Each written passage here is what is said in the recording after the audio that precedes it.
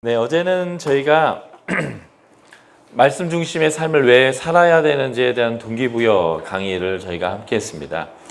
결국 요약하자면 구원 자체는 하나님을 주인 삶아서 주인과 함께 영생, 함께 동행하는 삶을 살아야 되는데 그 영생의 삶이 바로 말씀 중심의 삶이고요. 하나님의 나라를 이 땅에 처음 어떤 민족과 함께 어느 땅에서 세우는 그 일이 모세 오경을 통해서 이루어지는 일인데, 거기에서 하나님 나라를 세우실 때 하나님 나라의 원칙도 말씀 중심의 삶이라고 하는 그 가치를 가지고 하나님 나라를 세웠다라고 하는 것이고요. 그래서 우리가 말씀을 중심으로 살아가는 이 삶이야말로 진정한 제자의 삶이다. 그래서 믿음을 정리할 때 믿음은 하나님을 잘 알고 그 하나님 가치를 내 것으로 수용해서 그 가치가 내 가치이기 때문에 그대로 순종하여 사는 것, 이것이 믿음이고 영생을 누리는 삶이다. 이게 이제 어제 우리가 함께 나눴던 이야기입니다. 그래서 이제 우리가 성경을 읽어야 하고 성경을 또 대하여야 하는데, 성경이 어떤 책인지를 알고 그 성경을 읽을 때 온전히 성경을 잘 이해할 수 있는 것이죠.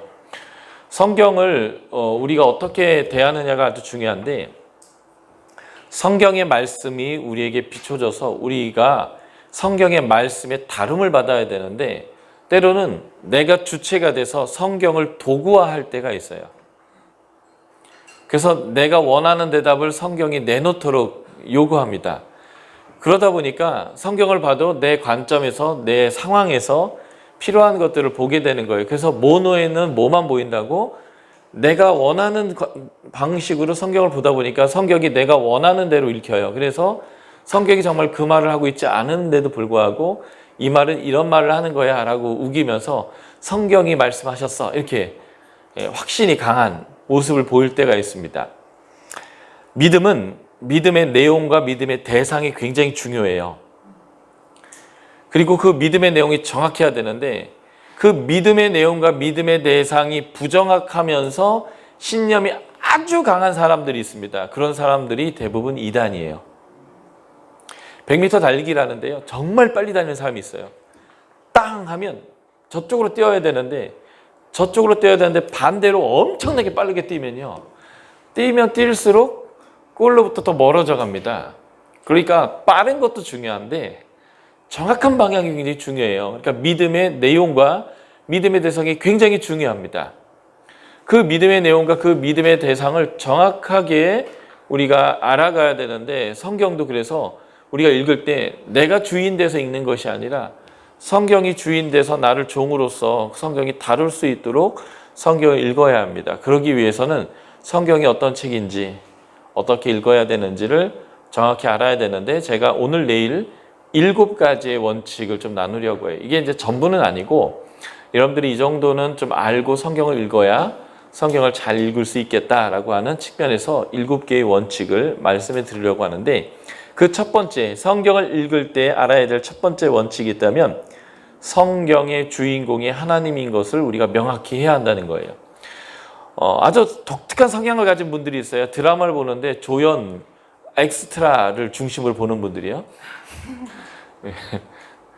그게 아니라 주연이 중요한 거고 그 주연의 대사들이 중요한 거거든요. 성경의 주인공은 하나님이십니다. 그래서 우리는 하나님 중심 읽기를 해야 돼요.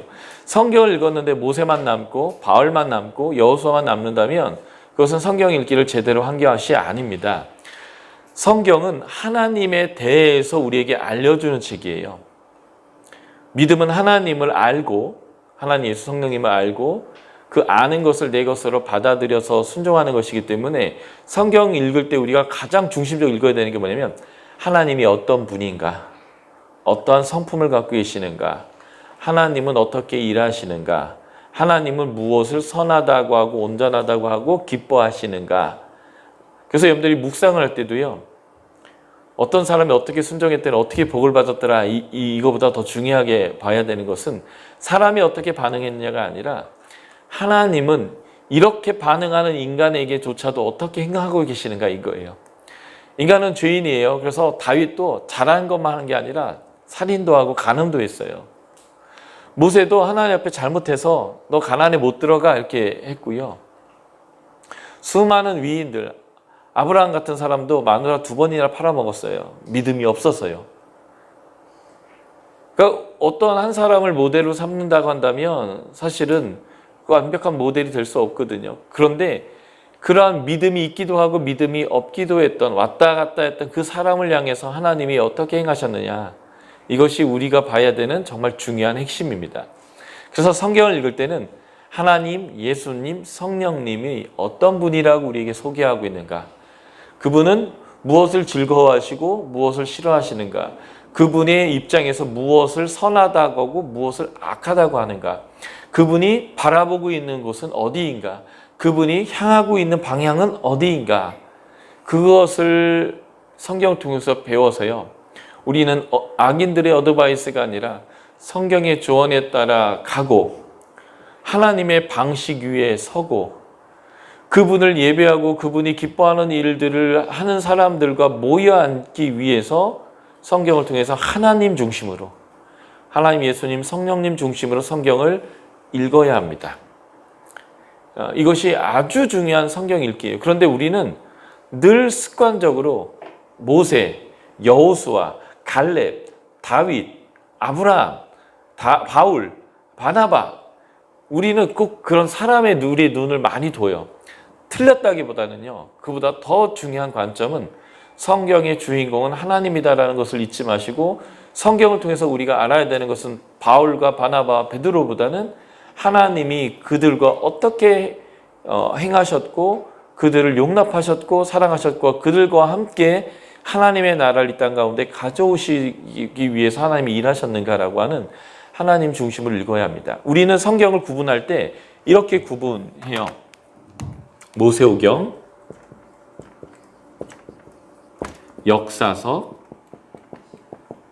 시가서, 예언서. 이게 지금 우리가 성경을 구분하는 구분의 방법이라면, 유대인들은 이것을 어떻게 구분하냐면요, 조금 달라요. 모세, 오경, 역사서가 없어요. 이것을 성문서라고 불러요. 이 시가서를요, 시가서를 포함해서 다니엘서나 뭐 역대, 상하 뭐 이런 거 다 포함하지만요. 그리고 예언서가 있는데요. 예언서는 2개로 구분해요. 전기 예언서와 후기 예언서. 이 전기 예언서가 소위 우리가 말하는 이 역사서요. 여호수아, 사사기, 사무엘상하, 열왕기상하, 이런 책을 전기 예언서로 보고요. 이 후기 예언서가 우리가 말하는 예언서들 있죠. 이사야서, 예레미야서, 에스겔서, 호세아서, 미가서, 아모스서 뭐 이런, 이걸 후기 예언서라고 부릅니다. 뭐가 차이가 있냐면요, 우리는 역사서가 있고 유대인들에게는 같은 성경에 대해 구분할 때 역사서가 없어요. 무슨 말이냐면, 이거는 우리는 사람의 역사를 보고 이스라엘 역사를 보는 거예요. 근데 유대인들은 성경은 철저하게 하나님의 역사이기 때문에 역사서가 없어요. 하나님이 어떻게 역사를 주관해 왔는지를 예언자적인 눈으로 본다는 거예요. 그래서 이것을 예언서로 보는 거예요. 사람의 역사가 아니라는 거예요. 이스라엘 나라의 역사가 아니라는 것입니다. 철저하게 하나님이 인간을 향해서 어떻게 사랑했고 어떻게 용납했고 그들을 어떻게 고치려고 했고 바르게 하려고 했는지에 대한 하나님의 역사인 거예요. 그래서 이것을 역사로 보지 않고 하나님의 관점으로 역사를 해석한 예언서로 보는 거예요. 역사는 하나님의 역사이고 하나님이 인간들과 어떻게 씨름했는지에 대한 역사이기 때문에 일반 역사가 아니라는 거예요. 그래서 일반 기독교에서는 이렇게 성경, 구약 성경을 구분하지만 유대인들은 역사라는 것 자체를 인정하지 않아요. 근데 이게 굉장히 중요한 관점이고 옳은 관점 같습니다. 성경은 하나님의 역사예요. 근데 그 하나님의 역사를 인간과 함께 쓰고 싶어 하세요. 그 이유를 제가 내일 창조 언약과 관련해서 설명드릴 겁니다. 어쨌든 유대인들의 이 관점은 굉장히 중요하고 우리도 수용해야 될 관점인데, 성경은 이스라엘 민족의 역사도 어떤 사람의 역사도 아닌 하나님의 구원의 역사예요. 인간을 구원하기 위해서 하나님이 일하신 하나님의 구원의 역사. 그래서 우리 이것을 구속사라고 언급합니다. 그러니까 하나님의 역사이지 결탄코 인간의 역사를 말하고 있지 않아요. 그런데 하나님은 인간과 함께 하나님의 나라를 이끌고 가고 싶은데 인간이 하나님을 저버리고 떠나버렸거든요. 그래서 그 인간을 구원하면서 동시에 하나님의 나라의 역사를 계속해 가고 싶기 때문에 인간의 역사처럼 보이는 측면들이 있지만 인간의 역사를 다루는 게 아니라 하나님의 구원의 역사를 다루는 거예요. 그래서 성경은 하나님이 누구이신가를 다룰 때 마치 손바닥과 손등이 이게 다 손인 것처럼 하나님은 누구이신가, 자신을 버리고 나아간 인간을 여전히 사랑하셔서 그들을 구원하시고 그들과 함께 세상을 이끌어 가시려고 하는 하나님이시다. 그러다 보니까 성경은 하나님의 역사이면서 동시에 인간과 함께 그 역사를 쓰시는 하나님의 역사인데 우리는 이 측면을 보고 그냥 역사다 이렇게 얘기하는 거예요. 아니요. 하나님의 구원의 역사예요. 그래서 우리가 성경을 읽을 때 늘 나에게 생각을 계속 바꿔주는 게 뭐냐면 하나님을 찾아내자. 하나님의 성품을 찾아내자. 하나님의 역사의 방법을 찾아내자. 하나님은 뭘 기뻐하는지를 찾아내자. 하나님이 무엇을 하고 계시는지를 찾아내자. 왜냐하면 내가 그 일을 기뻐하고 그 길로 나아가야 하기 때문에인 거죠. 그래서 여러분들이 성품 공부, 하나님의 성품 공부도 DTS 할 때 하시잖아요. 그죠? 예. 그 이유가 뭐냐면 성경에서 제일 중요한 게 뭐냐면 하나님의 성품이고 그 성품의 근거에서 하나님이 세상을 어떻게 이끌어가고 계시는가. 그렇다면 우리는 그 하나님의 구원의 역사에 참여할 때에 그 하나님의 성품을 우리 가운데 다시 받아들여야 하는 거예요. 이것은 내일 제가 더 자세히 설명드리겠습니다. 그래서 성경을 읽을 때 알아야 될 첫 번째 대원칙, 성경은 인간의 역사나 인간이 어떻게 하나님과 관계했느냐의 포인트가 아니라 훨씬 더 중요한 것은 하나님이 주인공이시고 하나님의 역사이고 그래서 하나님이 어떤 분인지를 알아가기 위한 성경 읽기가 제일 중요한 첫 번째 출발점이 되겠다라는 것입니다. 그래서 성경을 읽을 때 하나님을 아십시오. 왜냐하면 믿음은 하나님을 알고 그것을 내 것으로 받아들이는 것이기 때문에 그것이 영생이기 때문에 성경에서는 하나님 중심 읽기, 주인공을 중심으로 읽으시란 말이에요. 내 성향이 그 까메오 찾아내기 뭐 이런 즐거움이 있다 할지라도 그걸 하시더라도 중요한 것은 하나님 중심 읽기를 해야 한다라는 것입니다. 그래야 믿음이 생기는 거예요. 믿음이란 하나님을 아는 것이기 때문에. 그래서 믿음이 좋아지려면 성경을 읽기 할 때 하나님 중심의 성경 읽기를 하는 것, 이것이 아주 중요하겠다라는 것입니다. 두 번째 우리가 성경을 읽을 때 알아야 되는 원칙은요, 계시는 계시로 읽어라입니다. 보통 일반 교회에서는 계시란 말을 조금 어려워하고 이렇게 잘 표현하지 않아요. 왜냐하면 계시는 끝났다라고 생각하기 때문에. 그런데 이제 우리 YM은 하나님으로부터 계시가 왔으면 좋겠습니다. 계시를 내려주십시오. 뭐 이런 표현을 좀 쓰는데요. 신학적인 특히 이제 장로교의 신학적 입장에서는 계시는 벌써 이제 성경으로 끝났다라고 하는 입장 때문에 되게 어려워요. 그래서 이 말을 조금 다르게 바꾸면 성령의 조명하심. 성경은 하나님의 계시예요. 이 하나님의 계시를 우리가 제대로 이해하려면 그 계시가 필요한데 이것을 다르게 표현하면 성령께서 조명하여 주셔서 그 뜻이 무엇인지 우리에게 밝혀주시는 것이 반드시 필요합니다. 우리가 제법 똑똑해요. 영어 성경도 읽을 수 있고요. 또 더 열심히 있는 분은 히브리 헬라어까지 막 공부해서 원어 성경을 읽는 분들도 있습니다.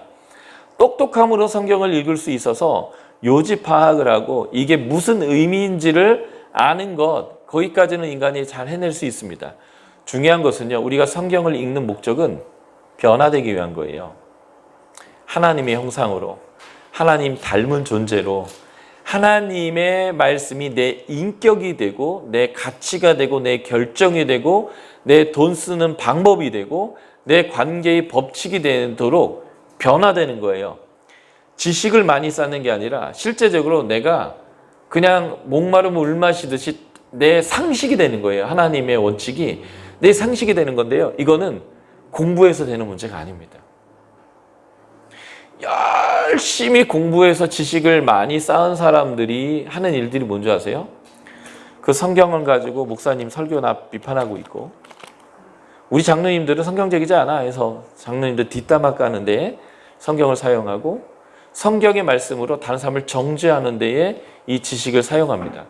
성경을 많이 알지만 공동체를 세우는 게 아니라 분열시키고요, 깨트리고요, 무너지게 하는데 성경을 사용합니다. 왠 줄 아세요? 성경을 지식으로 배웠기 때문에 그렇습니다. 성경이 지식이 아니라 내 인격이 되기 위해서는 반드시 성령님의 도우심이 필요합니다. 성령의 도우심 없이도 똑똑한 사람들은 성경의 요지 파악할 수 있어요. 성경이 뭐를 옳다라고 얘기하는지 압니다. 근데 문제는 그런 사람들의 특징은요, 그 말씀으로 나를 다루는 게 아니라 그 말씀의 기준으로 가지고 그 날카로운 칼로 다른 사람들을 다 찔러 죽여요. 해체해버립니다. 의롭지 않다라고 잘라버려요. 성경을 배우는 목적은 변화되는 것인데, 어떻게 변화되는 거냐면 예수 그리스도처럼 변화되는 거예요. 예수 그리스도의 장성한 분량에 충만한 데까지 이르기 위한 것입니다. 우리의 생각과 가치와 결정과 우리의 인격이 바뀌어지는 거예요. 그렇기 때문에 성경을 온전히 깨달을 수 있는 방법과 온전히 그 변화될 수 있는 그 유일한 방법은 성령님의 도우심으로 말씀을 공부하는 것과 성령의 도우심으로 내 삶이, 내 가치가, 내 인격이 변화되는 성경 읽기를 해야만 합니다. 그러기 위해서는 똑똑함만으로는 부족해요. 그래서 하나님의 성령의 계시로 주어진 성경을 읽는 중요한 방법은 성령의 도우심, 성령께서 비춰주심, 성령께서 그 말씀이 내 인격으로 바뀌도록 도와주시는 성경 읽기가 필요합니다. 이것이 성경을 읽을 때 알아야 될 두 번째 원칙, 계시는 계시로 읽어라. 하나님의 계시인 성경은 성령님의 조명하심과 성령의 도우심으로 읽어야 한다라는 것입니다. 자, 우리가 에베소서 말씀을 함께 찾아서 같이 읽어보겠습니다. 에베소서 1장 17절부터 19절까지입니다.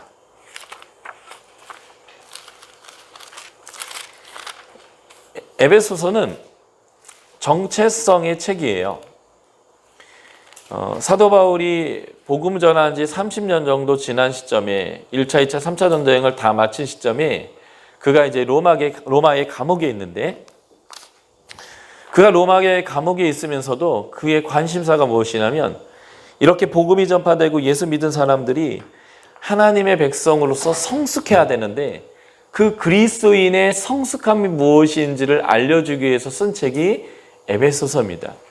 에베소서는 6장으로 되어 있는데 1장부터 3장은 예수 그리스도 안에서 하나님과 성령님께서 우리에게 행하신 일이 무엇인가를 설명해요. 이게 1장부터 3장인데 그 행하신 일의 결과가 뭐냐면 우리 존재 자체가 바뀌어버렸어요. 그래서 1장부터 3장은 그리스도인의 정체성에 대해서 말합니다.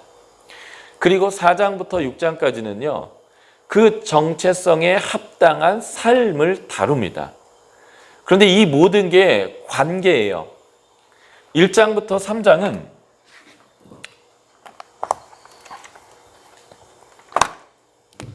에베소 1장부터 3장은 하나님과 우리의 관계성을 십자가의 수직처럼 다룹니다.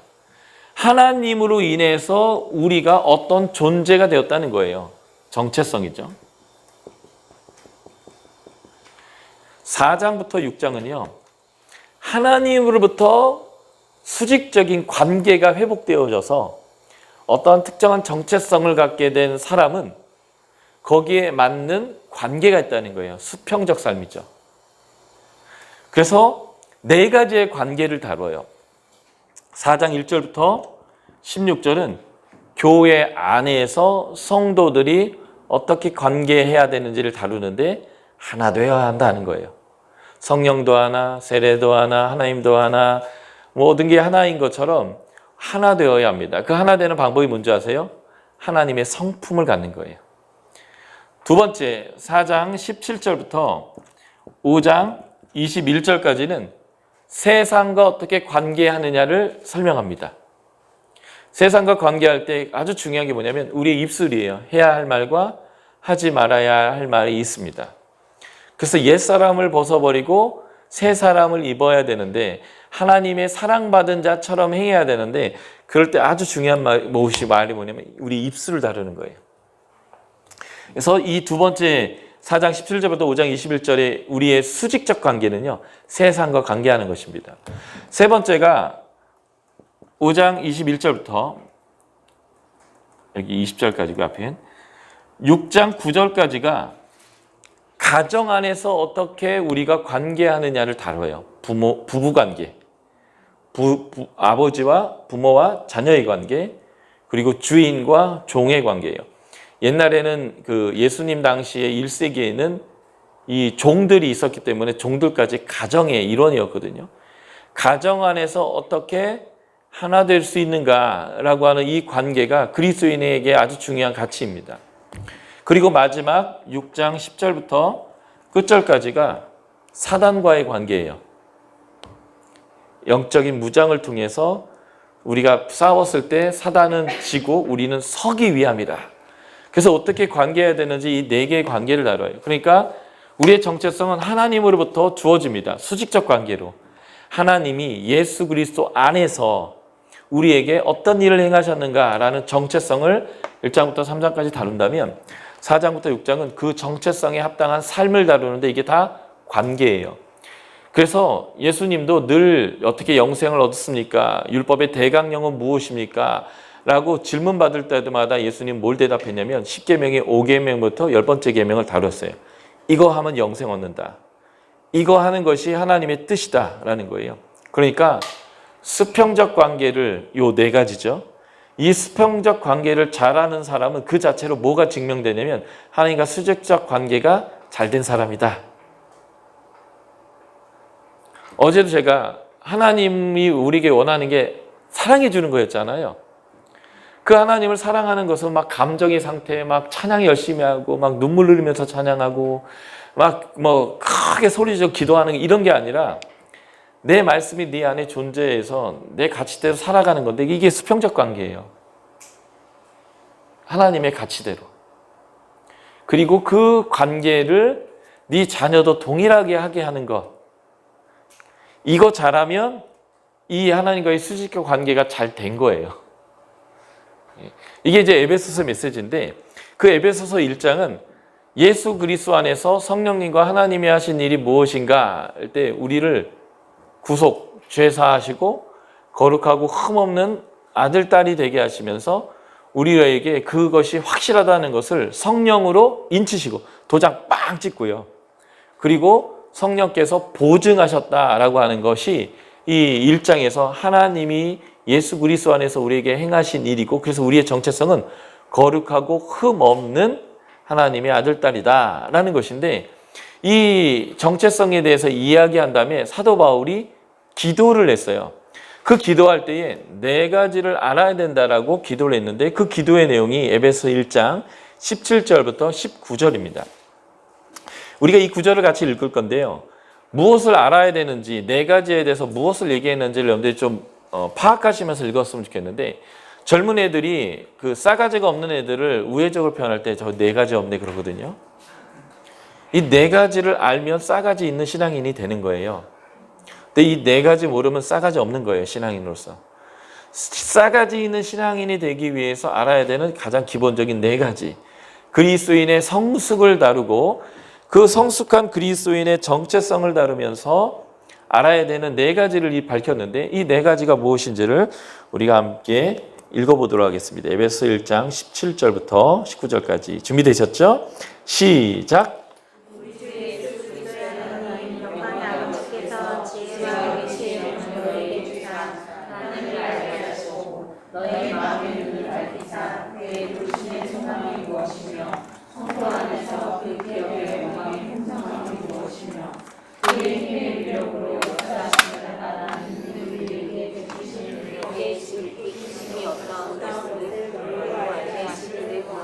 아멘. 자, 싸가지 있는 신앙인.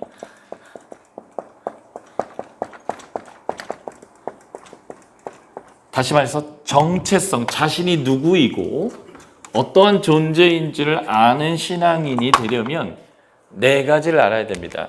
첫 번째 뭘 알아야 한다고 했을까요? 예, 하나님을 알아야 됩니다.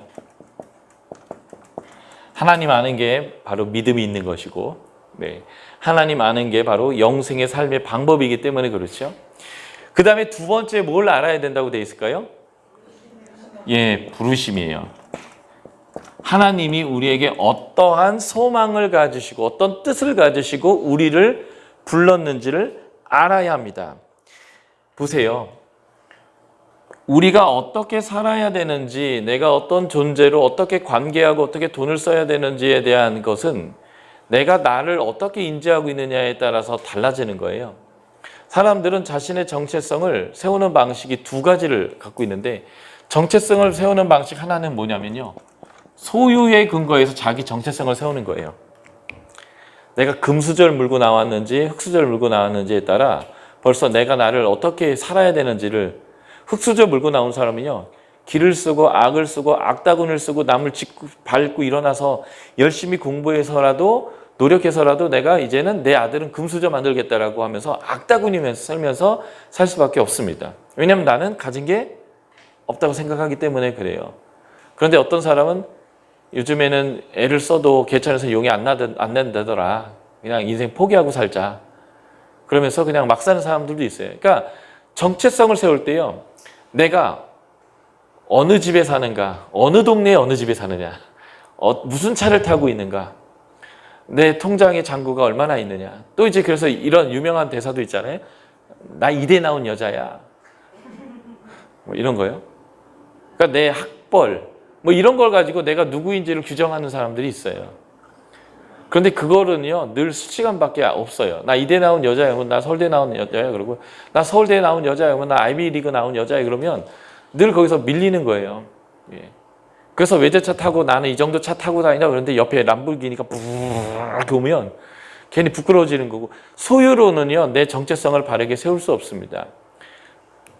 내 정체성을 세우는 아주 중요한 방법은 존재예요. 하나님을 알고 나니까 하나님이 너를 어떤 존재라고 부르냐라는 것을 가지고 내가 누구인지를 세우는 거예요. 하나님이 우리를 어떠한 사람으로 인정하는가, 우리를 얼마나 값어치 있는 사람으로 인정했는가라는 것으로부터 내가 규정되는 거죠. 예를 들면 이런 거예요. 우리가 얼마나 비싼 존재냐면요, 예수님의 핏값만큼의 비싼 사람이에요. 그러니까 우리의 몸값이 예수님 몸값이에요. 세상의 주인이신 분의 몸값. 그런 존귀함 안에서 내가 하나님 앞에서 내가 어떤 삶을 살 것인지를 결정하는 사람들입니다. 우리가 그만큼 대단한 존재예요. 근데 우리가 그것을 잘 못 믿을까 봐요. 성령으로 도장도 찍을 뿐만 아니라 보증까지 하셨어요. 확실하다고요. 이게 에베소 1장에서 얘기하는 거거든요. 너희는 내 아들, 딸인데 내가 너희를 위해서 내 핏값으로 너를 속죄하고 대속해서 내가 너를 거룩하고 흠 없는 존재로 내 아들로 삼았는데, 그것을 내가 너에게 확실하게 도장도 찍고 보증까지 해주겠다는 거예요. 여러분들이 신용이 얼마나 되는지 모르겠어요. 여기 대구은행 가가지고 돈 좀 꿔달라고, 빌려달라고 여러분들의 이름 들이대고, 주민등록 들이대고 조회보라고, 신용 등급 조회해보고, 조회되는 만큼 나한테 돈 달라고 하면 얼마씩 받을 수 있을 것 같아요, 여러분들? 사실 저는 안 줄 것 같아요. 저는 신용이 별로거든요. 왜냐면 직장이 일단 월급 주는 직장이 아니기 때문에. 근데 여러분들은 뭐 얼마는 받을 수 있을 거 아니에요. 어떤 직장에 따라서. 예. 그런데 만약에 지금 삼성 이재용 그 부회장님께서 은행에 전화를 해가지고 이 사람은 내가 보증 설 테니까 달라는 대로 주라고 하면 얼마 나올 것 같아요? 어마어마하게 나올 거거든요. 그러니까 이게 보증이 굉장히 중요한 거예요. 예. 그러니까 나의 존재는요, 나의 어떤 가치 자체에서 나오는 게 아니고요, 내가 얼마를 가졌고 어느 차를 타고 어느 집에 살고 내가 어떤 직장을 갖고 있느냐의 소유에서 나오는 게 아니고요, 하나님이 나를 어떻게 여기느냐로부터 내 정체성이 생기는 거예요. 그렇기 때문에 내가 소유에 의한 정체성이 아니라 하나님이 나를 어떻게 인지하느냐라고 하는 그 정체성을 알아야 돼요. 그래서 하나님을 알고 그분이 나를 어떤 존재로 사용하시기를 원하시는지에 대한 그분의 부르심을 아는 건, 이거는 굉장한 거예요. 이게 정말 온전한 신앙생활을 하고 담대하게 살 수 있는 비결이 된다는 거죠. 그리고 세 번째 알아야 되는 게 뭘까요? 본문에 보면 하나님이 우리에게 주시는 기업이 얼마나 영광스럽고 풍성한지를 알아야 돼요. 이게 왜 중요하냐면요. 하나님이 나를 부르셨는데 이때 퀘스천이 생기는 거예요. 난 이거 하고 싶은데, 난 이걸 좋아하는데, 난 이것을 더 사랑하는데 주님이 나를 부르셔서 이걸 하라고 하는 거예요. 그러면 계산해 봐야 돼요. 누가복음에 나오거든요. 제자의 삶은 계산해야 된다고요. 그래서 망대를 짓는 사람의 비유가 나와요. 이 망대를 짓는데 얼마의 돈이 드는지를 계산해보고 내가 얼마 있는지를 알고 시작하라고요. 또 같이 연속된 비유 안에서 있는 거예요. 전쟁을 하는 왕의 비유가 나와요. 전쟁을 시작할 때 적군은 몇 명이고 우리 군대는 몇 명이고 싸워서 이길 수 있는지 없는지를 계산해보고 전쟁에 임하래요. 이게 제자가 제자로 살 건지 말 건지 계산해보라는 거예요. 부르셨어요. 그래서 내가 부르심의 삶을 살아야 돼요. 그러면 내가 좋아하는 거, 내가 이득이 있다고 생각하는 걸 포기해야 될 때도 있거든요. 그럼 계산해 보는 거예요. 하나님이 나에게 주시는 기업, 이게 상속이거든요. 아들, 딸이기 때문에 하나님이 우리에게 주시는 하나님의 상속, 이것이 얼마나 영광스럽고 큰 것인지를 우리가 명확히 깨닫게 되면 이 부르심을 따라가면서 내가 손해본다고 생각하는 거, 내가 이건 못하게 되겠다라고 생각하는 게 별거 아닌 걸 알게 돼요. 이게 뭐 손해가 아니구나. 아무리 스판 튀겨봐도 남는 장사하는구나를 알아야 된다는 거예요. 그래서 하나님이 우리에게 주시는 기업, 상속자로서의 우리에게 주시는 하나님의 그 기업이 얼마나 영광스럽고 큰지를 알아야 합니다. 그래야 부르심을 따라갈 수 있어요. 자, 마지막 네 번째 뭘 알라고 사도 바울이 얘기했을까요? 하나님의 능력이 얼마나 지극히 큰지를 알아야 된다는 거예요. 이 기업을 진짜 주실 수 있는 능력이 있느냐 없느냐가 중요한 거죠. 하나님이. 이게 허풍인가 뻥인가 아니면 정말 그럴 능력이 있는 분인가 라는 거예요. 그래서 하나님은 정말 그런 능력이 있는 분이구나 라는 것을 알게 되면 정말 이러한 기업을 하나님이 주시는구나 라는 것을 알 수 있어요. 그렇다 보면 하나님의 부르심에 대해서 1초의 조금의 망설임도 없이요 그 일로 나아갑니다. 왜냐하면 남는 장사니까요. 이거는 손해보는 일이 절대 아닌 것을 알기 때문에요. 그래서 하나님의 우리에게 주신 그 삶을 살면요 어떤 결과가 오냐면요 하나님을 알게 돼요. 우리가 믿음을 갖는 방식이 있는데요, 하나님이 우리에게 믿음을 가질 수 있는 만한 무엇을 주셔서 믿는 게 우리의 믿음이 아니라 우리는 믿어서 믿음에 이르는 법칙에 따라서 신앙생활을 합니다. 다시 말해서 하나님이 무엇인가 하라고 했을 때 하나님 정말 능력이 있으시지, 그분이 우리에게 주시는 기업이 엄청나지, 그러니까 지금 하나님이 하라고 하는 일이 손해가 아니지 하고 순종해 봤더니 하나님이 역사하는 방법과 하나님이 역사하시는 것을 실제 경험하게 돼요. 그래서 믿음이 생깁니다. 믿음이 있어서 믿음을 갖는 게 아니고요, 그냥 주인이 그렇다니까 하는 건데 해봤더니 정말 주인이 그렇게 일하시더라는 걸 경험하는 거예요. 그래서 믿음으로 해봤더니 믿음이 생기는 방식, 이게 신앙의 방식이거든요. 그러니까 이렇게 되면 하나님을 알게 돼요. 하나님을 알게 되니까 하나님을 더 알아서 더 그 일을 또 하게 되고, 이게 선순환이에요. 그래서 우리의 신앙이라는 것은 하나님이 얼마나 능력이 있는지를 알아야 되고 그분이 우리에게 정말 주시긴다고 하는 그 기업이 얼마나 풍성한지를 알아야 돼요. 그래야 하나님이 우리에게 이것이 옳다. 전에는 그랬거든요. 네 것도 내 것이고 내 것도 네 것이다 라고 했다면 이제는 내 하나님이 줘라, 나눠라 이렇게 얘기하는 거예요. 그전에는 성적이 잘 나오려면 노트 필기 잘하는 친구는 노트 필기 못하는 친구한테 빌려주면 안 됐다고요. 그런데 하나님을 믿게 되면 이게 방식이 바뀌어버려요. 줘라. 배워서 남 줘라. 돈 벌어서 남 줘라 라는 거예요. 그런데 세상의 법칙에 따라서는 이게 불안해서 그렇게 못하거든요. 근데 이 하나님의 법칙을 따라 살아보면 하나님이 정말 역사하는 것을 배우게 되는 거예요. 그래서 우리는 믿음이란 무엇이냐? 기존에 내가 알고 있었던 방식을 포기하고 하나님의 방식으로 나의 삶을 바꿔가는 것인데, 그래서 이 네 가지를 알아야 싸가지 있는 신앙, 기본이 된 신앙인이 되는 것입니다. 그러면 좀 더 잘 해볼까요? 하나님을 알 수 있는 방법이 여기 뭐라고 되어 있을까요? 17절에 보면 지혜와 계시의 영을 주사. 지혜와 계시의 영이 뭐예요? 성령님이시죠. 그 성령님을 누가 주세요? 하나님께서 우리에게 성령님을 주셔야만 우리가 하나님을 알 수 있대요. 그러면 이 부르심의 소망을 알 수 있는 방법도 본문에 또 나오거든요.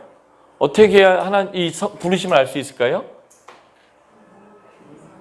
예, 우리의 마음의 눈을 밝히사. 누가요? 하나님께서 우리의 마음의 눈을 밝힐 때 우리가 우리의 부르심도 알 수 있습니다. 결국 우리가 하나님을 제대로 알 수 있는 방식은요, 우리의 명철함이 아니라 성령님의 도우심이 기반되어야 합니다. 그래서 우리가 말씀을 읽을 때 이 두 가지를 명확히 이해해야 돼요. 첫 번째, 기도해야 되는데 무엇을 기도하냐면요, 성령님, 제가 제법 똑똑합니다. 책을 읽으면 요지 파악도 합니다. 그러나 성령님이 온전히 도와주실 때에 더 성경이 말씀하시고 있는 그 말씀의 본질을 내가 깨달을 수 있습니다. 성령님, 성경을 읽을 때 도와주셔서 성경의 말씀을 제대로 깨닫게 해주십시오. 이게 우리가 성경 읽을 때 기도해야 될 첫 번째 내용이고요. 물 좀 주실래요?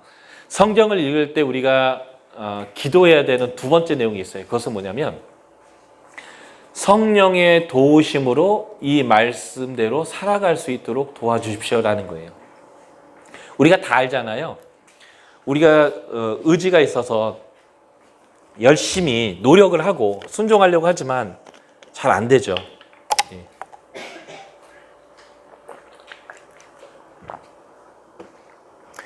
열심히 순종하려고 하고 애쓰지만 잘 안 돼요.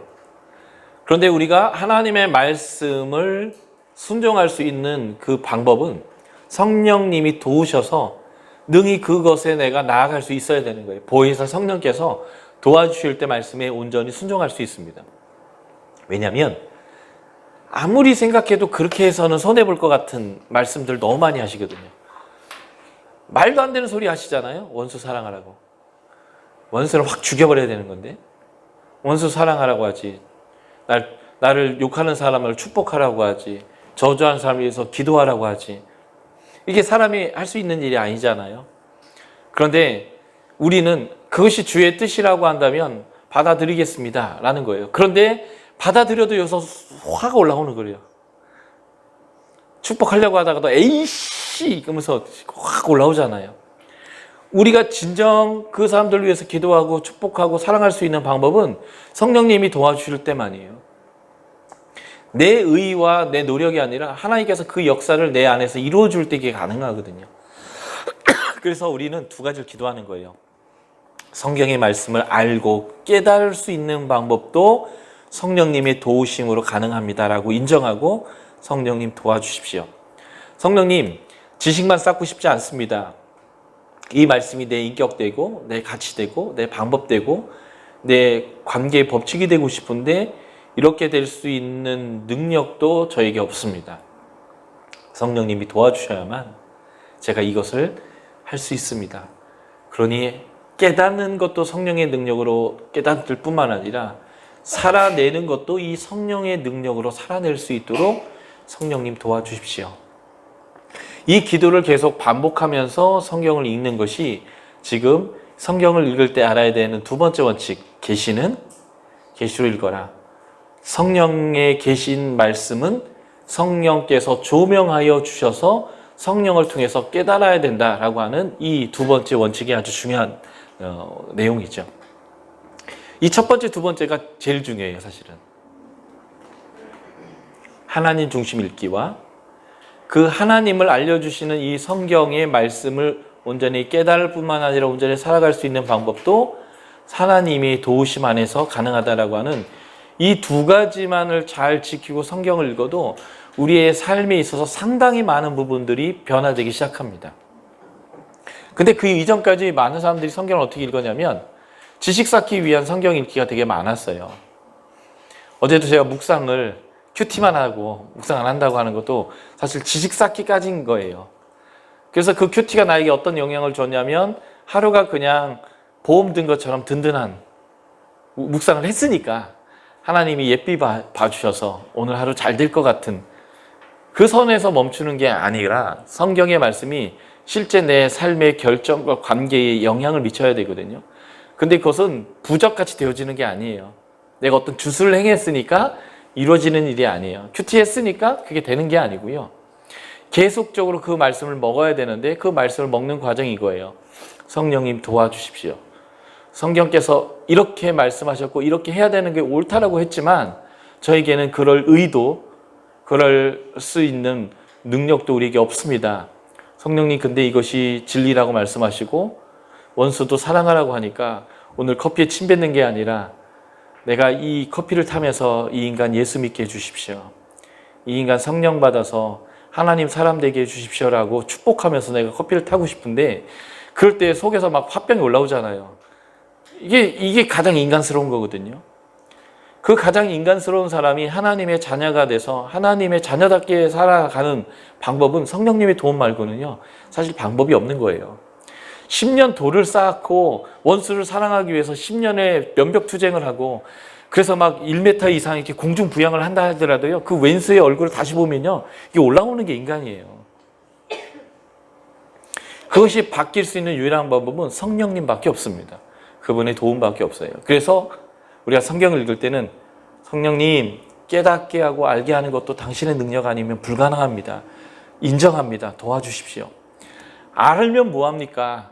그것이 내 인생이 되고 내 가치가 되고 싶은데 인격이 되고 싶은데 하나님 성령의 능력으로 내가 그것을 살아내게 해주십시오. 나는 그럴 능력이 없음을 인정하오니 살아내게 해주십시오. 이것을 의지하면서 기도하면서 성경을 읽는 것 이게 바로 계시는 계시로 읽는다. 성령의 계신 말씀은 성령의 조명하심을 읽는다라고 하는 이 두 번째 원칙이 되겠습니다.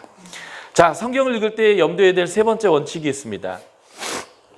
그것은 성경의 아주 중요한 특징을 설명하고 있는 건데요. 성서는 사람의 언어로 기록되었다라고 하는 겁니다. 그런데 이 사람의 언어가 특정한 역사 속에 존재하는 사람의 언어로 기록된 것입니다. 예를 들면 구약 성경은 한국어로 기록된 것이 아니고 한글로 기록된 것이 아니라 특정한 역사 속에 있는 특정한 민족인 히브리인들에게 히브리의 언어로 기록됐다라고 하는 것이 아주 중요한 거죠. 다시 말해서 하나님의 계시가 인간의 언어 속으로 들어온 거예요. 왜냐하면 성경은 하나님이 누구인지를 알려주고 싶은데 그 알려면 사람이 알아들을 수 있도록 하나님이 소통을 해줘야 되니까 커뮤니케이션을요. 보통 우리가 기도 많이 하시잖아요. 그 DTS도 받고 뭐 하니까 우리가 굉장히 영적인 사람들이에요. 그러니까 개나 소나 다 이거는 하시는 것이긴 한데 영서 있죠, 영서.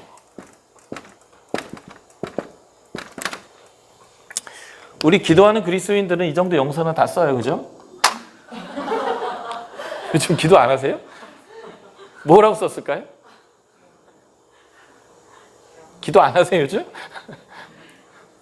예, 하나님은 사랑이시라 이런 쓴 거거든요, 제가. 두 번 쓰라면 똑같이 못 써요. 근데 하여튼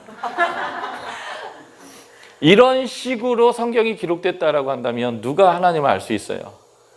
그리고 각자가 우기는 대로 자기의 마음에 있는 대로 하나님이 너 죽이란다 해가지고 죽일 수 있잖아요.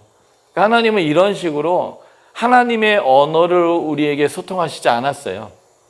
우리가 애기들하고 소통할 때는요.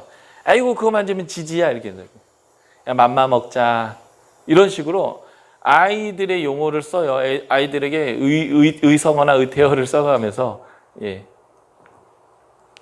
우리가 같은 사람인데도 어른과 아이 소통할 때도 애들 수준에 맞춰주는 것처럼 하나님이 우리를 사랑해서 우리에게 하나님의 사랑을 알려줄 때에 하나님의 언어로 하면 알아들을 수 있는 사람이 없는 거예요.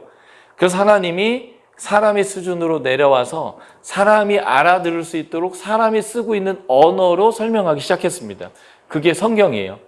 마치 그래서 이것은 제2의 성육신적 사건이에요. 예수님이 인간의 육체를 입고 오셔서 우리에게 보여주시는, 보이는 하나님으로 나타난 것처럼 성경은 그 성육신적 사건이에요. 성육신이 두 번 있었다는 뜻이 아니고요. 그런 동일한 원리로 우리에게 내려온 사건이 바로 성경이다라는 것입니다. 자, 요한복음 1장 1절에 보면 태초에 말씀이 계셨어요. 그런데 14절에 보면 1장 14절에 보면 그 말씀이 육신이 되어 우리 가운데 거하셨습니다. 이게 성육신이거든요. 예. 그리고 이 성육신의 목적은 히브리서 2장을 한번 펴볼까요? 히브리서 2장 14에서 16절, 요한일서 3장 8절 같은 내용을 말하고 있는데 성육신의 목적이 있습니다. 히브리서 2장 14에서 16절 같이 한번 소리내서 읽어볼까요? 준비되셨나요? 시작! 자기들은 혈과 육에 속하였음에 그도 또한 같은 모양으로 혈과 육을 함께 지니시는 죽음을 통하여 죽음의 세력을 잡은 자 곧 마귀를 멸하시며 또 죽게 될 무서워하고 한평생 괴어 좀 노릇하는 모든 자들의 놓아주려 하시니 이는 확실히 천사들을 이끌어 주려 하심이 아니요 오직 아브라함의 자손을 이끌어 주려 하십니다. 예수님이 성육신하신 목적을 두 가지로 이 본문이 설명하고 있거든요. 하나는 뭘까요? 마귀를 멸하기 위해서. 두 번째는요, 그 마귀가 우리를 죽음으로 가지고 두렵게 하기 때문에 거기에서부터 우리를 놓아주고 자유케 하기 위해서. 이게 예수님이 우리에게 보이시는 하나님으로 성육신하신 목적인데, 보세요. 성경은 신적 계시가 이렇게 영서로 쓰여진 게 아니라 우리에게 하나님을 알리고 싶어서 어떠한 특정한 시대에 살고 있는 특정한 인간의 언어로 들어왔습니다. 그래서 이 말씀의 역할은 이거예요. 말씀의 공격 무기라는 거죠. 그래서 예수님도 40일 금식하신 다음에 사단을 이기실 때 어떻게 이기셨어요? 말씀으로 이기셨습니다. 그러니까 말씀은 사단을 멸하게 하는, 사단을 이기게 하는 공격 무기예요. 그래서 구원의 투구, 의의 흉배, 진리의 허리띠, 평안의 복음에 예비한 신발, 이런 식으로 이게 다 자기를 방어하는 무기와 관련되어 있는데 성령의 검, 곧 말씀, 이렇게 표현하면서 말씀은 공격 무기인 거죠. 그리고 요한복음 8장 31절, 32절 우리가 잘 아는 말씀대로 진리를 알지니 진리가 너희를 어떻게 한다고 해요? 자유케 한다고 합니다. 그러므로 지금 예수님의 성육신이나 성경 말씀이 우리에게 주어진 것이나 같아요. 그러니까 이 말씀이 우리에게 주어진 사건은 성육신과 같은 사건으로서 하나님이 우리 수준으로 오셔서 우리가 알아듣도록 하나님을 보여주신 사건이다라는 것입니다. 그래서 우리는 이것을 알아야 되는데요. 성경에는 신적 요소, 하나님의 계시죠. 하나님의 진리, 하나님의 뜻, 하나님의 방법이라는 이 신적 요소와 이것을 우리에게 전달하기 위해서 인간의 언어 가운데 담겼기 때문에 있는 인간적인 요소, 이 두 가지가 다 있다는 것을 깨달아야 합니다. 근데 우리는 이것을 인정하지 않는 거예요. 그래서 중세에 어떤 일이 벌어졌냐면요. 갈릴레오 갈릴레이나라든지 코페르니쿠스라든지 이런 과학자들이요. 지구 둥글다 하니까 종교 재판에 다 회부됐어요. 그래서 너 죽을래? 이러는 거예요. 왜냐면 그들이 생각하기에 이 지구가 평평하다고 생각한 거거든요. 그리고 그들이 또 주장한 게 뭐냐면 천동설이 아니라 지동설. 옛날 사람들은 지구가 가만히 있고 하늘이 이렇게 돈다고 생각했어요. 그런데 과학자들이 아니 지구가 돌고 있는 거야 라고 하니까 이 천주교에서 어떻게 했냐면요. 성경을 딱 피는 거예요. 여호수아가 이 전쟁을 하는데 태양아 달아 멈추라 이 얘기했거든요. 봐라 성경에 태양아 달아 멈추라고 했지 어디 지구 멈추라고 했냐. 지구가 도는 게 아니고 태양과 달이 도는 거야. 성경을 근거로 죽여버리려고 했어요. 그래서 너 죽을래? 네 의견 꺾을래? 그러니까 의견 꺾고 잘못했습니다 하고 나가면서 혼자 말했다는 유명한 일화가 있는 거잖아요. 그래도 지구는 돈다. 예. 사실 인간의 눈에 그렇게 보였던 거예요. 그래서 성경의 표현법은요. 그 당시 사람들의 과학적 수준을 그대로 담고 있어요. 그 당시 사람들의 풍습도 그대로 담고 있습니다. 우리가 지금 과학적 지식이 있어서 지구가 돈다는 것을 알지만 아침에 해가 떴다고 하지 지구가 돌았다고 표현은 안 하잖아요. 예, 그런 것처럼 인간이 사용하고 있는 모든 표현법들이 성경에 그대로 사용되어지고 있어요. 그런데 이것을 마치 하나님 말씀이다라고 생각해서 그냥 문자적으로 해석하려고 너무 애를 쓰는 거예요. 그러면 성경을 제대로 이해할 수 없어요. 마치 어른이 애기에게 얘기하듯이 하나님이 우리를 배려해서 우리의 수준에서 말하고 있는 내용들이 굉장히 많거든요. 그러니까 성경을 과학적이니 아니니 얘기하는 것 자체가 우스운 얘기예요. 무슨 말이냐면 창세기의 창조를 기록할 때에 그 창조의 기록을 읽어야 되던 창세기의 첫 번째 독자들은 지금부터 3,500년 전의 사람들입니다. 예수님 시대가 지금부터 2,000년 전 사람인데 예수님 당시 때에 신약성경을 읽어야 됐던 그 첫 번째 독자들은요, 굉장히 고대 사람들이었어요. 그래서 예수님이 태어날 때도 하늘에 막 별이 뜨고 점성술처럼 이런 식으로 표현했던 거거든요. 우리나라의 그 신라의 왕께서 BC 1세기에 이제 나오셨는데 그분이 아래에서 태어나셨어요. 박혁거세님께서. 그 동시대 분이 예수님이에요. 그러니 그 박격거세가 아래에서 태어날 때부터 1500년 전 사람들이 창세기 읽는 사람들이거든요. 우리나라 고조선 때요. 얘기하자면 이런 거죠. 암콤이 마늘과 쑥을 먹고 버티다가 여자가 되던 시절, 그 시절에 가까운 시절 때에 이 사람들에게 하나님이 세상을 만들었다는 것을 기록한 거거든요. 그러니까 그 당시에는 과학이 없어요. 그 당시 사람들에게 맞춰서 하나님이 그 설명해 준 것이 창조 얘기거든요. 그런데 그것을 21세기의 과학의 눈으로 읽으면서 과학적으로 해석해야 되고 성경은 과학적이 아니다라고 얘기하는 것 자체가 성경을 잘못 보는 거예요. 성경은 인간에게 하나님이 말씀할 때 특정한 역사 속에 존재하는 사람들에게 그들이 알아들을 수 있도록 그들의 수준에서 설명했습니다. 그러다 보니까 성경에는요, 문학적 장르가 있어요. 시도 있고요, 산문도 있고요, 여러 가지 그 인간들이 사용하는 표현법들이 있어요. 예를 들면 과장법 이런 거요. 네 오른 눈이 범죄하거든 빼버려라. 한 눈 가지고 천국 가는 게 낫다. 네 오른손이 범죄하거든 잘라버려라. 한 손 갖고 가는 게 낫다. 이거를 여러분들이 말씀대로 산다고 한다면 지금 눈 다 빼버려요. 양손 양팔 다 잘라버리고 과장법이거든요. 일종의 그러할 마음으로 너희가 살아야 된다라고. 왜냐하면 유대인들이요 말씀을 달달달달 외우고요, 물어보면요 정답을 얘기해요. 예수님 시험하려고 어떻게 영생 얻겠습니까? 무엇이 율법의 대강령입니까? 오히려 서기관이 예수님께 물어보냐, 예수님이 시험하려고 하는 거 아니까 넌 어떻게 알았냐 하면 정답을 딱 얘기해요.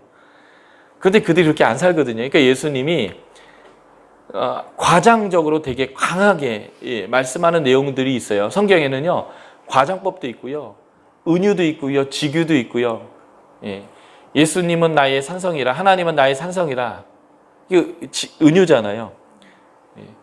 당신은 무슨 나의 산성과 같습니다. 직유잖아요. 이게 우리가 쓰는 이런 그 성경의 내용들은 인간이 사용하고 있는 모든 시적인 표현들과 이런 것들을 다 사용하고 있습니다. 그런데 이것이 성경이라고 해서 우리가 이것을 착각하는 경우가 있어요. 인간에게 소통하기 위해서 인간이 사용하고 있는 표현법들을 하나님이 사용하고 있다. 그래서 성경에는 이러한 시적인 표현들이 굉장히 많다는 것을 알 필요가 있습니다. 시편 137편 한번 펴주시겠습니까? 시는 시로 해석해야 돼요.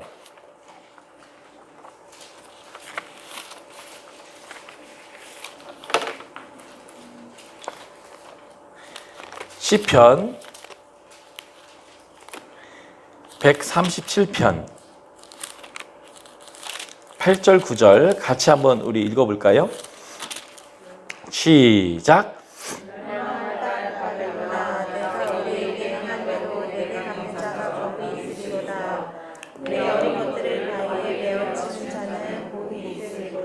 아멘. 성경에서 복이 있다라는 표현이 여러 번 나와요. 시편 1편에 이런 사람이 복이 있다. 이런 거 세 가지 안 하고 주의 말씀을 즐거워해 묵상하는 사람 복이 있다. 그 표현과 똑같은 표현이 여기 복이 있다고 나와 있는데 어떤 사람이 복이 있냐면 원수의 어린아이를 이렇게 이제 발목을 잡아서 이렇게 돌려가지고 반석에다 머리를 탁 부딪혀가지고 죽이면 복이 있대요. 이거 어떻게 해석할 수 있을까라는 거예요. 이걸 또 묵상한다고 생각해 보세요. 근데 내 옆집에 원수가 사는데 때마침 애를 낳았어요. 신생아를 갖고 있어요. 오늘 아침 내가 묵상을 하는데 이런 사람이 복이 있대요. 왼수의 새끼를 이렇게 돌려가지고 바위에다 탁 해서 멀통 깨트려 죽이면 복이 있다고 합니다. 자, 오늘 묵상을 이 본문 갖고 하는 거예요. 원수가 옆에 사는데 애를 낳았는데 어떻게 해야 될까요? 그게 복이 있다는데 옆집에 가가지고 야, 네 애 좀 줘봐라 이러지. 이게 시거든요. 시는요, 내 마음의 상태를 하나님에게 표현하는 거예요. 시편 137편 1절을 보시면 우리가 바벨론의 여러 강변 거기에 앉아서 시온을 기억하며 울었도다. 바벨론으로 포로 온 사람들이 이 시를 쓴 것 같아요. BC 586년에 나라가 멸망할 때. 근데 2절에 보면 그 중에 버드나무에 우리가 우리의 수금을 걸어나니 왜 걸었냐면 이는 우리를 사로잡은 자가 바벨론 사람들이죠. 거기서 우리에게 노래를 청하며 우리를 황폐하게 한 자가 기쁨을 청하고 자기들을 위하여 시온의 노래 중 하나를 노래하라 함이로라. 이런 거예요. 바벨론 사람들이 우리를 포로로 끌려왔는데 우리에게 야, 너 노래 잘하잖아. 노래 한번 해봐 라고 했는데 열이 받아서 그 수금을 나무에 걸어버렸대요. 연주 안 하고. 근데 이걸 좀 이해하려면 이걸 알아야 되는데 시온의 노래를 부르라 라고 했는데 시온의 노래는 뭐냐면요. 예루살렘 성에 예루살렘 성전이 있는데 그 성전이 딱 올라와 있는 바위가 시온 반석이에요. 그래서 시온의 노래는 뭐냐면요. 성전에 올라가는 노래 이런 건데 하나님은 우리의 도움이십니다. 하나님 우리와 함께하면 적이 우리를 해할 수 없습니다. 하나님만으로 우리는 안전합니다. 이런 노래예요. 그런데 이제 바벨론 사람들이 얘기하는 거죠. 야, 니네 그 신 있잖아. 니네 여호와라고 하나? 우리 마르뚝 신한테 져가지고 니네 망하게 했던 그 신, 그 연약한 신, 너에게 어떤 안전도 제공하지 못하는 그 신, 무력한 신이 있잖아. 그 신이 위대하신 분이고 우리의 도움이시고 그분이 함께 하시면 너희가 망하지 않는다라고 하는 노래 있잖아. 그거 한번 좀 불러봐라. 조롱하는 거예요. 고대에는 국가가 전쟁하는데 이기고 지는 것은 그 신들의 전쟁이어서 이긴 신의 나라가 이긴다고 생각한 거거든요. 그러니까 마르뚝이 여호와를 이겼다고 생각하는 거예요. 그러니까 니네들이 세상에 너희들을 안전하게 하고 보호하시는 그 위대한 신 있잖아. 그 신 찬양하는 노래 그거 좀 불러봐. 실제는 우리 마르뚝한테 져가지고 니들 보호도 못했던 그 신 말이야. 연약한 신. 근데 그 연약한 신을 네가 위대한 신이라고 찬양하는 그 노래 있잖아. 그것 좀 해봐라. 하고 막 조롱하니까 열이 받는 거예요. 두 가지 이유에서 열을 받는 거죠. 첫 번째는 하나님은 우리 이스라엘 백성, 하나님의 이름을 일컬어지는 백성이 하나님 말씀대로 살아감을 통해서 영광을 얻고자 했거든요. 근데 지금 우리가 하나님 말씀대로 안 살아서 하나님이 영광을 얻는 게 아니라 지금 조롱을 당하고 있는 거예요. 그게 속상한 거예요. 두 번째는 그렇게 말 더럽게 안 듣다가 결국 율법에서 말한 축복과 저주 내용 중에 저주의 마지막 끝이 포로로 끌려가겠다는 건데 말 더럽게 안 들었다가 지금 포로로 끌려온 것도 서러운 거예요. 이것 때문에 이 수금을 예배하는 데 사용하는 이 수금을 사용하지 못하고 나무에 걸어놓고 지금 하나님한테 지금 탄원하는 거예요. 하나님 저것들이 당신 조롱하고 있는데 이거 어떻게 할 거냐고. 하나님 우리가 하나님의 영광을 못 나타냈다면 하나님께서 이 영광을 스스로 나타내셔야 되지 않겠냐고 하면서 지금 하나님 앞에 이 속상함을 토로하는 노래가 이 시편이에요. 그래서 시에서는요. 원수 갚아주십시오. 이 악인들의 이 이빨을 다 쳐가지고 깨트려 주십시오. 막 이런 내용들이 엄청 많이 나와요. 왠지 아세요? 그냥 내 지금의 감정의 상태를 그대로 하나님께 토로하는 거예요. 시니까. 정말 중요한 게 뭐냐면요. 사람하고 싸우는 건 안 돼요. 문제 해결자는 하나님이기 때문에 하나님한테 원수가 있으면 하나님께 다 올려 바치는 거예요. 하나님 내가 쟤랑 싸우지 않고요. 당신하고 씨름합니다. 당신이 이거 해결해 주세요라고. 예. 자, 이사야서 한번 볼게요. 이사야서 13장입니다. 이사야서 13장을 보면 이 시가 이해가 돼요.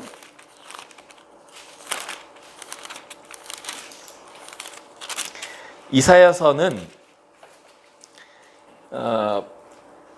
이 남유다가 바벨론으로 포로로 끌려가기 한 150년 전에 쓰여진 예언서인데, 하나님이 너 망한다, 망한다, 망한다 이렇게 말한 대로 망한다라고 예언했던 내용이에요. 그때 망할 때에 하나님은 너희를 망하게 했던 바벨론을 하나님은 가만히 안 두겠어라고 예언했던 내용이 이 이사야서 13장에 나옵니다. 13장 1절에 보시면요, 아모스의 아들 이사야가 바벨론에 대해서 받은 경고인데, 자, 13장 16에서 18절을 같이 읽어볼게요. 13장 16에서 18절 같이 읽겠습니다. 시작. 그들의 어린아이들은 그들의 목전에서 매어침을 당하겠고 그들의 집은 노력을 당하겠고 그들의 아내는 욕을 당하리라. 보라, 그들을 돌아오지 아니하며 그들을 기뻐하지 아니하는 메대 사람을 내가 충동하여 그들을 치게 하리니, 메대 사람이 활로 청년에서 죽이며 해의 열매를 이루지 아니하며 아이에서 그에 보지 아니하리라. 네, 여기 16절이 그 내용이에요. 하나님이 이스라엘 민족을 멸망하게 했던 바벨론에 대해서 심판하겠다라고 하는 표현 중에 하나가 뭐냐면, 그들의 어린아이들은 그들의 목전에서 매어침을 당하겠다. 그들의 집은 노력을 당하겠다. 그러니까 지금 시편 137편은 바벨론에 의해서 조롱당하고 있는 하나님과 하나님의 백성에 대해서 하나님 이스라엘 통해서 예언했던 그 원수 갚은 일 좀 해주세요. 그 일을 하는 사람이 복이 있다라고 했는데, 그 하는 사람들이 누구냐면 17절에는 은을 돌아보지 아니하고 금을 기뻐하지 아니하는 메대 사람이요, 페르시아 사람들. 그러니까 이 바벨론을 멸망하게 하는데 지금 이 이사야서 13장 16절에서 나오는 방식으로 처절하게 하나님의 백성 잘못 건드린 그 백성을 심판하는 그 사람들은 복이 있습니다라고 하는 거예요. 페르시아 사람들을. 이사야의 예언이 성취되기를 원합니다. 하나님 원수 좀 갚아주세요. 내가 지금 억울해서 잠도 안 오고 화가 나고, 그래서 내가 당신을 예배하는 이 우리로 하여금 기타를 나무에 걸어놓고 당신이 이 원수 갚아줄 때까지 내가 이거 연주 안 할 거예요. 막 이렇게 써놓은 것이 이 시거든요. 그러니까 이 시를 산문처럼 읽고, 아, 하나님이 복 있는 방법이 원수의 새끼를 죽여버리는 거라네? 그러면 내가 그걸 순종해야지. 이렇게 하는 게 아니고요. 시는 하나님에게 내 지금 감정의 상태와 내 상태를 막 토로하는 거거든요. 시는 시로 읽어야 돼요. 산문은 산문으로 읽어야 됩니다. 구약 이사야서 같은 경우는요, 70%가 시고요. 아모스, 호세아, 요엘서 같은 경우는 99%가 시예요. 시로 읽어야 돼요, 시를. 근데 우리는 시를 산문으로 읽는다고요. 제가 좋아하는 시가가 있어요. 천상병님이라고 하는 분이 쓴 시거든요. 귀천이란 시예요. 그 시의 마지막 부분이 이거예요. 나 하늘로 돌아가리라. 아름다운 세상 소풍 끝나는 날 가서 아름다웠다 말하리라. 그분이 이 세상살이를 소풍으로 표현했어요. 근데 이 시를 읽는 부모님들이 자녀들에게, 봐라, 세상은 소풍이다. 소풍처럼 살다 가라. 공부할 필요 없다. 이렇게 가르치는 부모 아무도 없다고요. 그냥 그분이 세상을 소풍처럼 살아갔다라고 스스로 표현하는 거예요. 이분은요, 서울대 나오신 아주 똑똑한 분이었는데 이제 국가기관에 끌려가고 고문당하시다가 이렇게 맛이 가신 분이에요. 그래서 이분이 아내가 인사동에서 귀천이라는 모가차로 아주 유명한 카페를 하셨는데 한 4, 5년 전에 돌아가셔서 그 카페 없어지셨어요. 그러니까 아내가 버는 것으로 먹고 살았던 이렇게 맛이 좀 가신 분이었어요. 이분은 그래서 서울대 출신이라고 서울대 친구들 쫓아다니면서, 야, 나 100원만 줘, 100원만 줘 해가지고요. 돈 모아가지고 그날 맥주 한 잔 딱 마시면, 아, 오늘 잘 살았다 이러다가 가신 분이에요. 왜냐면 이렇게 고문당하셔서. 그러니까 그분은, 나 서울대 나온 사람인데 국가기관이 나를 이렇게 해가지고 나 망쳐놨어 해가지고 막 울분을 토하면서 막 이렇게 사신 분이 아니라, 세상 소풍인데 잘 살다 갔다, 이렇게 이제 자기 인생을 시로 쓰는 분이에요. 근데 어떤 부모가 이 시를 읽으면서 마치 사전적으로 인생 소풍 이렇게 하냐고요. 아, 이 사람이 인생을 이런 상황에서 소풍처럼 살렸구나. 이렇게 세상 원망하지 않고 하늘나라 가서 나 인생 소풍처럼 잘 살다 왔다고 하시는, 이게 일종의 도를 닦으신 거죠. 한 거구나 이렇게 보는 거잖아요. 그러니까 시는 시적 심성을 읽어야 되는데 우리는 이게 성경이 되면요, 시도 그냥 인생은 소풍 이렇게 바뀌어버리는 거예요. 성경을 그렇게 읽으면 안 되고요. 성경은 시도 있고 산문도 있고 뭐 이런 게 있어요. 왜 그러냐면 산문은 대부분 뭐냐면 이야기고요.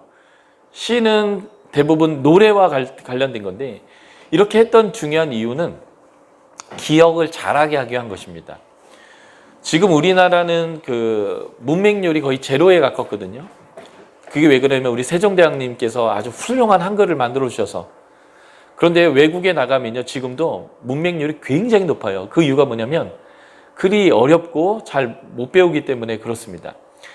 그런데 지금 이 구약 성경이 쓰여질 때는 그 암콤이 마늘 먹고 사람이 되던 시절이거든요. 그러니까 대부분 사람들은 다 글을 몰라요.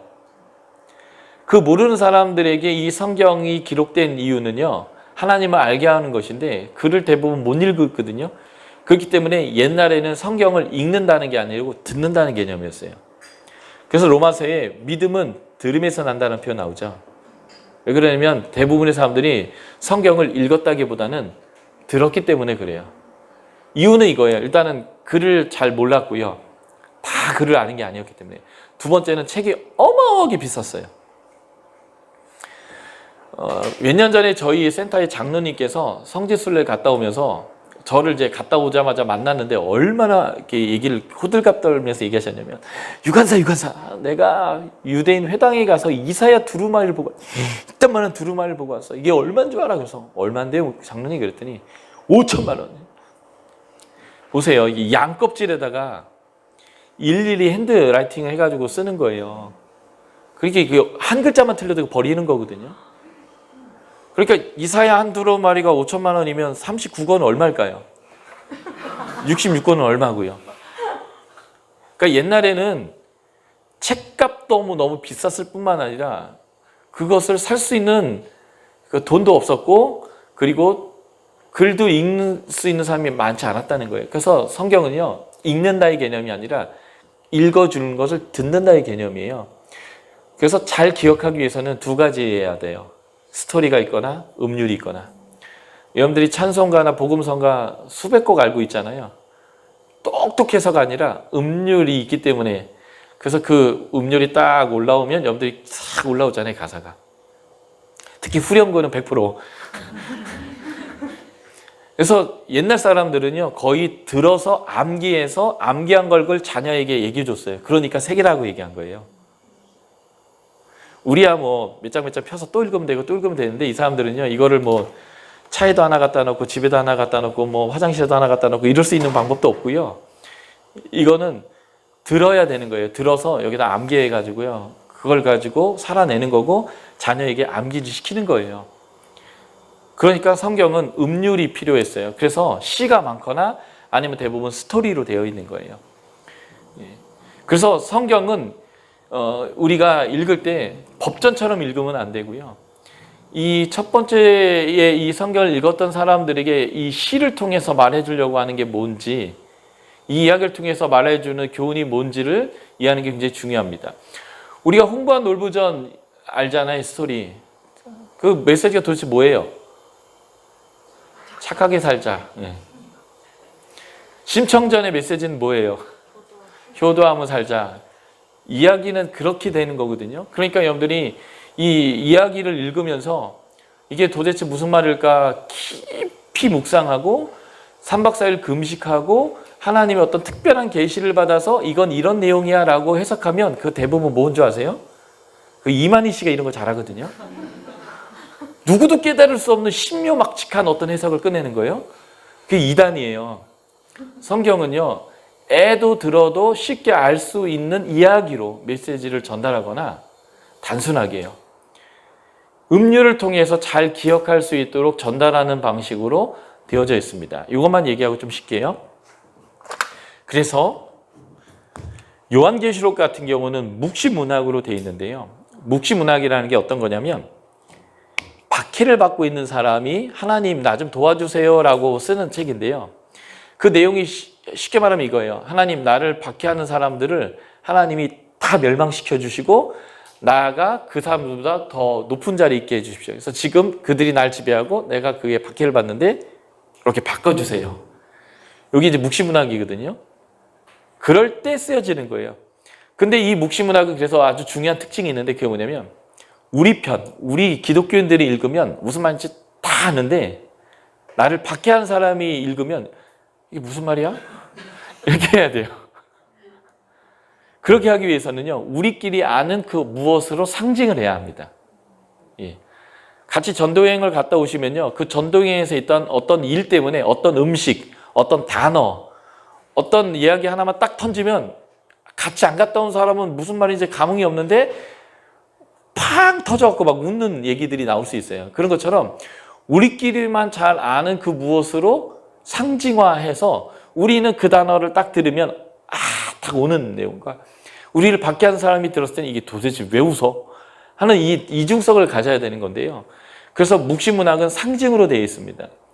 요한계시록에 나오는 하나님의 구원받은 입맞은 자의 숫자 14만 4천이 나와요. 이 14만 4천은 상징인데요. 12가 하나님의 백성의 숫자예요. 12지파, 12사도요. 12 곱하기 12가 144고요. 이스라엘 사람들에게서는 많다가 10인데요. 3번 많으면 완전 많은 거예요. 3이 완전수거든요. 10 곱하기 10 곱하기 10. 이걸 다 곱하면 14만 4천이 돼요. 그러니까 14만 4천은 이만희 씨는 이렇게 생각한 거예요. 그냥 문자적으로. 14만 4천만이 구원받는다. 신천지는 그렇게 생각하는 거고요. 요한계시록이 묵시문학으로서 14만 4천의 특징은 하나님의 백성이 많아도 너무 많아서 천지 삐까리다 이런 뜻이거든요. 많다가 3번 반복되면 천인데 이것이 억수로 많다는 뜻이에요. 그러니까 하나님의 백성이 억수로 많다라는 뜻이 된다는 거죠. 그래서 성경은요, 이야기는 이야기로 해석하고 시는 시로 해석하고요, 묵시문학은 묵시문학으로 해석하는 거예요. 왜냐하면 하나님이 하나님의 언어로 기록한 게 아니라 인간과 소통하기 위해서 인간이 잘 알아들을 수 있는 인간이 사용하는 표현법을 썼는데, 그래서 그것이 시이기도 하고 산문이기도 하고 이 묵시문학이기도 한다는 거예요. 그래서 역사 속에 존재하는 사람의 언어로 기록했다는 걸 기억하는 게 굉장히 중요하고요. 그래서 역사 속에 존재하는 사람의 언어로 기록하다 보니까 율법 같은 경우에는 어떤 것은 먹어라, 어떤 것은 먹지 마라 이렇게 돼 있잖아요. 이런 것도 그 당시 사람들의 그 풍습과 상황에 맞춰서 설명하는 거예요. 요즘처럼 특히 한국처럼 냉장 시스템이 잘 돼 있는 곳에서는요, 돼지고기가 상할 일이 별로 없기 때문에. 근데 우리나라, 제가 어렸을 때만 해도 어른들이 이렇게 얘기했거든요. 여름에 돼지고기 먹는 것은 본전이다. 예, 왜냐면 많이 상해서 식중 걸리거든요. 그러니 우리의 신라의 왕이 아래서 태어날 때 시절부터 1500년 이전의 사람들에게 하나님이 음식법을 줄 때 잘 상하는 음식 먹지 마라 이렇게 얘기하신 거거든요. 지금은 우리가 예수 믿어도 돼지고기 잘 먹잖아요. 돼지고기, 메기, 미꾸라지, 장어, 오징어 다 먹잖아요. 이게 뭐냐면 그 당시 그들의 입장에서 하나님의 백성은 믿지 않는 하나님의 백성하고 먹는 것, 옷을 입는 것, 살아가는 방식이 모두 달라야 된다. 이게 다른 게 거룩함인데, 그 다름을 설명할 때 탈나지 않게 하면서도 다르게 살 수 있는 방법으로 하나님께서 법을 주셨어요. 그게 음식법입니다. 그러다 보니까 이 구약에서는 먹지 마라라고 되어 있는데 신약에서는 다 먹는 거거든요. 그러니까 그 당시 사람들의 상황에서 하나님이 그들이 잘 알아들을 수 있는 방식으로 성경이 기록됐다는 거예요. 그래서 성경에는 이 인간적 요소를 해석하는 데 있어서 구분해내야 돼요. 그리고 그 인간적 요소 안에 담겨있는 신적 요소가 뭔지를 구분해서 이 두 가지를 잘 지켜내야 됩니다. 그런데 이 인간적 요소를 여전히 지키려고 하는 사람들이 있어요. 그래서 돼지고기 안 먹으려고 하는 사람들. 구약에 나오는 문자적으로 지키는 사람들이에요. 그리고 주일이 아니라 여전히 안식일을 지키려고 하는 사람들이에요. 안식교. 이걸 구분하지 못하기 때문에 그래요. 영원한 진리를 담고 있는 그릇인 인간적 요소의 부분을 문자적으로 받아들이는 거예요. 그러니까 과학의 눈으로만 성경을 보려고 하는 것도 이 인간적인 요소를 구분하지 못하는 거고요. 문자적으로 다 지키려고 하는 거, 이것도 그런 거고요. 예. 그리고 마치 시로 쓰여져서 시의 심상으로 말하는 것도 문자적으로 지키려고 하는 거. 그래서 원수를 막 애를 죽이기도 하고, 내가 음란한 거 봤다고 해서 누나를 빼가지고 외눈박이가 되고 하는 것, 이런 것들도 사실은 어떤 면에서 보면 신적 요소를 담고 있는 인간적 요소의 이 두 가지를 구분하지 못해서 오는 문제이거든요. 저희가 잠깐 쉬었다가 이 얘기에 대한 설명들을 조금만 더 해드리도록 하겠습니다. 예, 수고하셨습니다.